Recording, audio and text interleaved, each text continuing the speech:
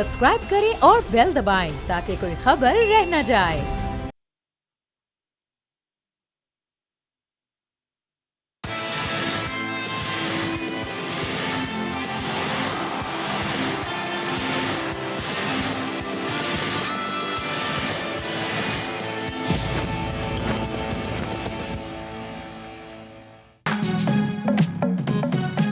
अस्सलाम वालेकुम, खुश आमदीद। आप देख रहे हैं खेल का जुनून PSL 11th एडिशन स्पेशल, क्योंकि यह है जंग जज्बा और जीत। मैं हूं फैसल करीम, मेरे साथ हैं सादिया सैमसन। उम्मीद करते हैं कि आप ठीक ठाक होंगे, खैरियत से होंगे और आज के दोनों मैचेस आपने एंजॉय किए होंगे, क्योंकि आज का पहला मैच जो कि था जनाब क्वेटा हार गई, इस्लामाबाद जीत गई। And then the second match and that was जनाब अली कराची किंग्स वर्सेस पिंडीज। पिंडी हार गई, कराची जीत गई। जब तक हम आपको मैच समरी दिखाते हैं, फौरन से चलते, because we have got limited time today. There you गो।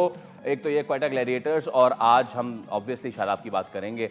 शादाब ने ऑल राउंड, वो जो इतने अरसे से बात कही जा रही थी, फाइनली आज शादाब खान द ऑलराउंडर निकल के सामने आए। एंड फटाफट हम दूसरे मैच की भी समरी दिखा दें तो वो भी बड़ा जबरदस्त। आजम खान के batted out of his skin and it was 74 runs. With lot of chances provided to him going anyways. straight to Tanvir भाई, पहले जरा कराची वाले मैच की हम बात कर लेते हैं।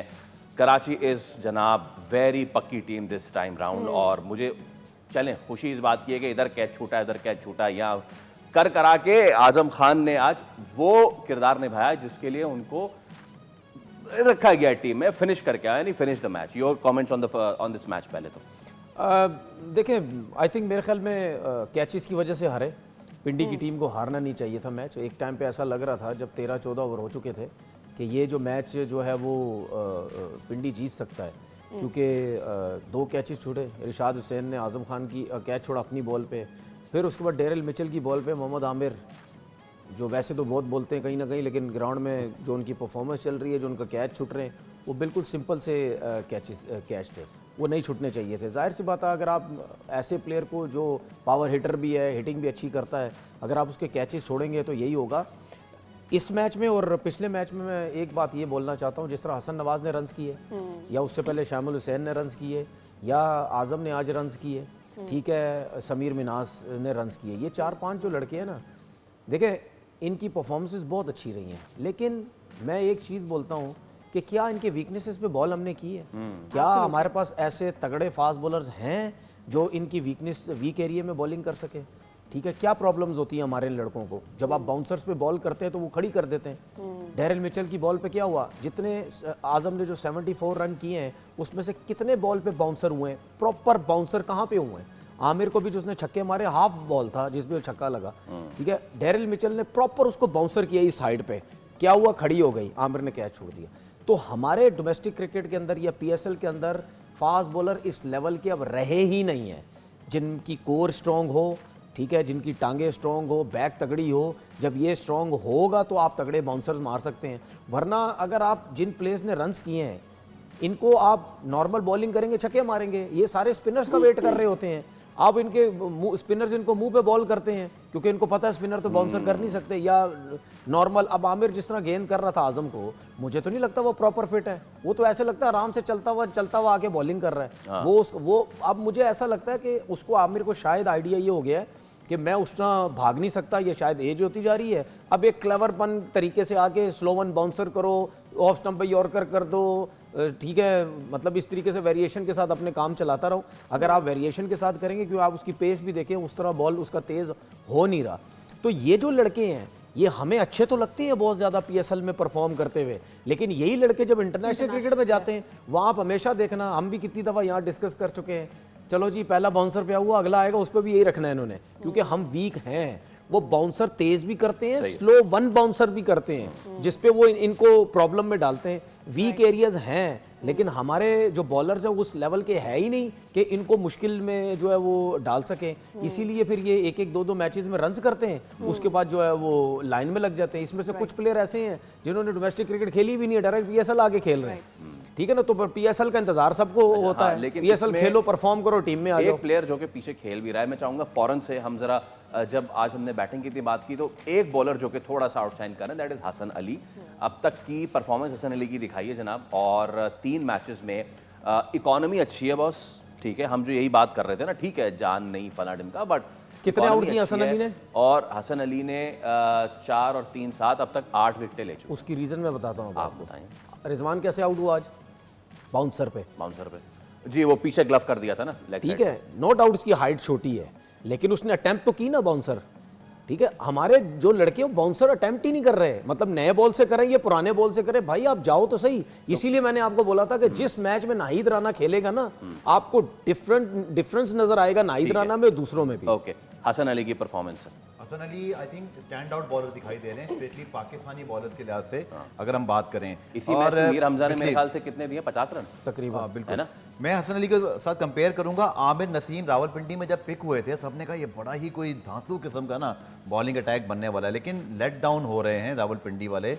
आप नसीम की फिर ये भी अभी कुछ देर पहले अपडेट आ गई कि वो तो इंजरी का शिकार हो गए हैं, उनके मेडिकल स्कैन्स वगैरह हो रहे हैं, जिसकी बुनियाद पर ये फैसला होगा कि अगले मैचेस में उनकी क्या मतलब शमूलियत होगी नहीं होगी। रावलपिंडी ने फैसल मेरे ख्याल में दोनों बड़े मैचेस जो उनके ओपनिंग थे जो हारे हैं, उन्हें दोनों में अपॉर्चुनिटी मिस की है जी। जहां 214 चेस करवा दिए वहां बॉलिंग अच्छी नहीं की, और आज तो उन्होंने फील्डिंग, सबसे बदतरीन फील्डिंग जो है आज इस मैच में दिखाई दी पूरे पीएसएल की। स्ट्रेट फॉरवर्ड आपने कैचेस छोड़े हैं आजम खान के, और आजम खान ने जो रन्स बनाए, आजम खान को क्रेडिट जरूर जाता है कि उन्होंने जहां चौके मारे छक्के मारे, लेकिन अगर आप किसी को 3 मौके देंगे, रशीद हुसैन कैचेस छोड़े हैं, मोहम्मद आबिर सीधे कैच छोड़े हैं, और मेरे ख्याल में इस पीएसएल में ना, जैसे मैंने लास्ट टाइम भी आपको याद था फैसल के मोहम्मद आमिर और 1-2 क्रिकेटर्स के लिए ना मुझे आगे बड़ी मुश्किल दिखाई दे रही है, क्योंकि इस लीग का जो स्टैंडर्ड है ना उसमें ऐसे क्रिकेटर्स कम ही चलेंगे जो 6-8 महीने टीवी बैठे फिर आके बात करें। सर अब आपको ना प्रॉपर क्रिकेटर चाहिए, और ये टीमों को भी सबक सीख लेना चाहिए, वरना मार पड़ेगी आपको। अच्छा सुने, तीनों को क्या सबक सीखना है मुझे बताएं, क्या बच्चे हैं सारे? नहीं, बड़े नाम उठाना छोड़ दें,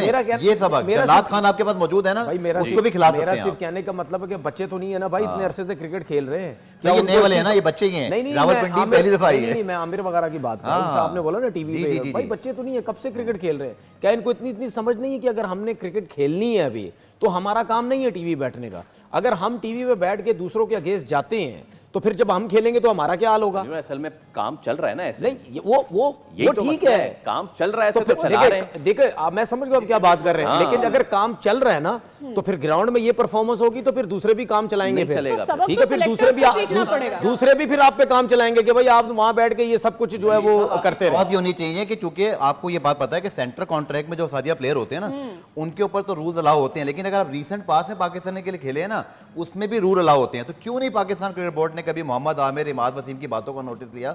चाहे वो सही बात करे तो गलत, मैं इससे कतई नजर बात कर रहा हूं, वो टीवी पे आके बात करते हैं कैसे हैं जब वो खेलते भी हैं। आपके लिए रूल होना चाहिए कि पीएसएल खेल रहे हैं, एक मेरी बात के मेरा सिर्फ पॉइंट ऑफ व्यू है कि अगर कोई प्लेयर पाकिस्तान सुपर लीग या पाकिस्तान क्रिकेट बोर्ड के डोमेन में आने वाले टूर्नामेंट खेल रहा है, उनसे अर्न कर रहा है, तो सर फिर आप उन पे जाकर टीवी बात नहीं कर सकते। अच्छा एक चीज मुझे बताएं, और करनी चाहिए, आप बात कर रहे हैं ना कि पीसीबी को ये चीजें सोचनी चाहिए, देखनी चाहिए, तो क्या उनको ये नहीं सोचना चाहिए कि जो फ्रेंचाइज का ओनर होता है वो डगआउट में कैसे बैठ जाता है जाके किसी और लीग, सुन लेना, किसी और लीग में हुआ है, दुनिया के किसी लीग में होता है, आप मुझे बता दें, एक बिल्कुल ऊपर, यार ऊपर ना बैठे, आप दूर होके बैठ जाए, ठीक है, आप कैसे डगआउट में बैठ सकते हैं? ये वो चीजें हैं जो टीवी पे मैच आ रहा है, सिर्फ ओनर्स नहीं बैठते, उनके एहलोयाल भी बैठते हैं, सब बैठते हैं। क्यों बैठते हैं भाई, क्यों बैठते हैं? टीवी पे मैच आ रहा है, ढकी छुपी चीज तो नहीं होती है।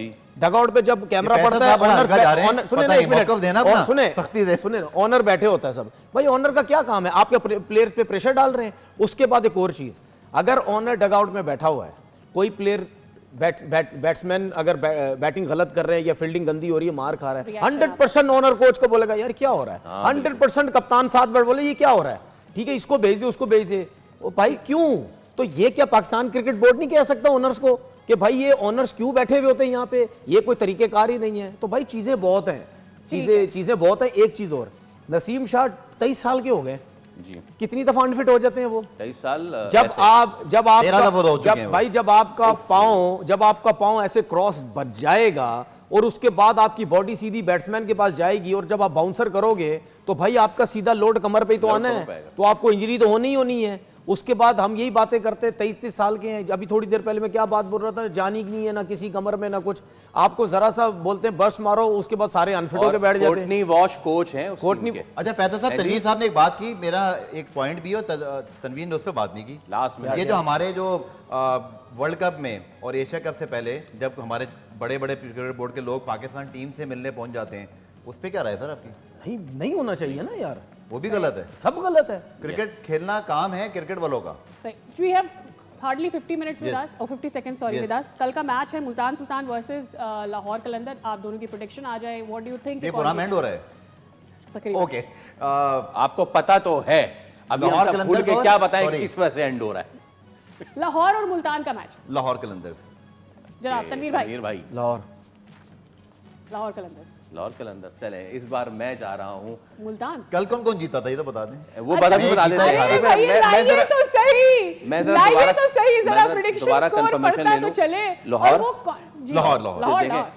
देखें आप ये देखें, ये प्रेडिक्शन इस वक्त है। अबे ये कौन सी प्रेडिक्शन डाल दी भाई, ये ये सारी गलत prediction डाल है। दी है। नहीं, ओ भाई बिल्कुल इसके भी 5 हैं। नहीं, वो चलाइए जरा 10 सेकंड्स नाज़रीन, का वो क्लिप बहुत जिसमें ही कल मैंने देखें, इस्लामाबाद यहाँ लिया पे- था। यहाँ पे ना चलाइए वो बेईमानी clip शुरू जरा। हो चुकी अच्छा, है। we don't have a time time, नहीं but हमारे we will play pass, this. इसलिए या जब दांतली देखें हुई है, नोटिस लिया जाए। हाँ तुम यार बाद देखिए, ये सुन लें, अब ये जितनी धांधली हो रही है ना, ये पिछले 2 टूर्नामेंट में भी हो चुकी थी, लेकिन हमारा हम इसको फैसला recheck हमारा करवाएंगे। फैसला ठीक मैंने है। सुन ले मैंने इसलिए अपनी प्रेडिक्शन ऑलरेडी निकलवा के रखी थी भाई, क्योंकि मुझे सुन अंदाजा फैसल था हम जब मैं मसादी की top prediction score पर recheck करेंगे। आऊंगी, सुन ले तो रोंद भाई, हो जानी है।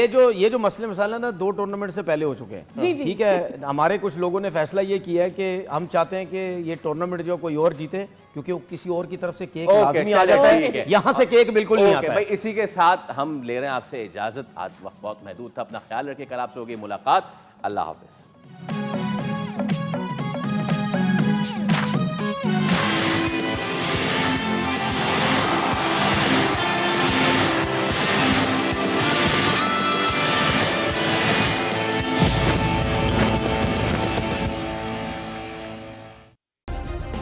सब्सक्राइब करें और बेल दबाएं ताकि कोई खबर रह न जाए।